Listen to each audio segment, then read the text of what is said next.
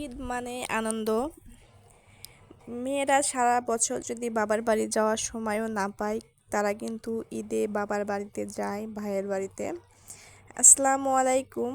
কাছে দূরে দেশ ও দেশের বাহির থেকে যেসব আপু ভাইয়েরা আমার আজকের ভিডিওটি দেখছেন, আশা করি সবাই আল্লাহর রহমতে ভালো আছেন, সুস্থ আছেন। আমরাও আলহামদুলিল্লাহ ভালো আছি। এই তো ঈদের পরে বাবার বাড়িতে এসেছি, ভাইরাও আছে।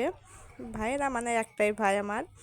তো এই যে এখানে আমার মা মুরগি জবাই করেছে, আর এখানে আমার ভাবি মানে মুরগিটা কাটাকুটা করে তারপর রান্না করতেছে। আসলে বাবার বাড়িতে এসেছি, ভাবিরা তো বাড়িতে থাকে না, তো এবার এসেছি তারা বাড়িতে, আর তারা রান্না করে খাওয়াচ্ছে, অনেক আনন্দ লাগতেছে যে বসে বসে খাচ্ছি ননদ হয়ে। তো আর ভাবিরা রান্না করতেছে, এটাই আর কি। আর অনেক দিন পর কিন্তু ভাই ভাবির সাথে দেখা হলো।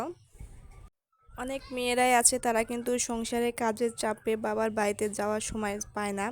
তারা কিন্তু অপেক্ষা করে থাকে যে ঈদ আসবে, হয়তো সেই সময় তারা বাবার বাড়িতে যেতে পারবে।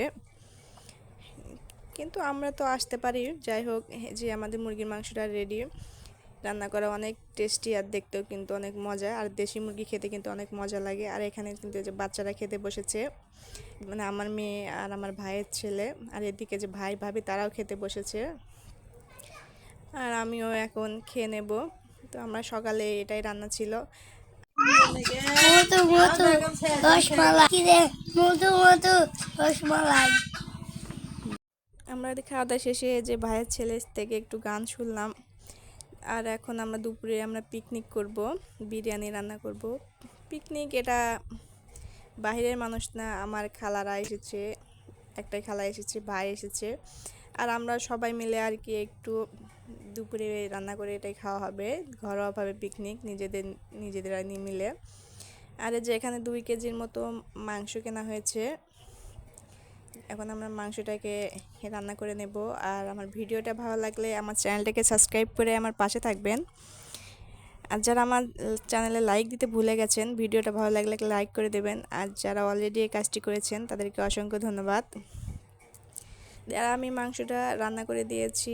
আর এখানে যে আমার খালা, সে এখন বিরিয়ানিটা রান্না করবে, এজন্য এখানে পেঁয়াজ ভেজে নিচ্ছে। আসলে সবাই মিলে একসাথে থাকা খাওয়া এটা কিন্তু আনন্দ, আর এই আনন্দটাতে কিন্তু ঈদেই বেশি দেখা হয়।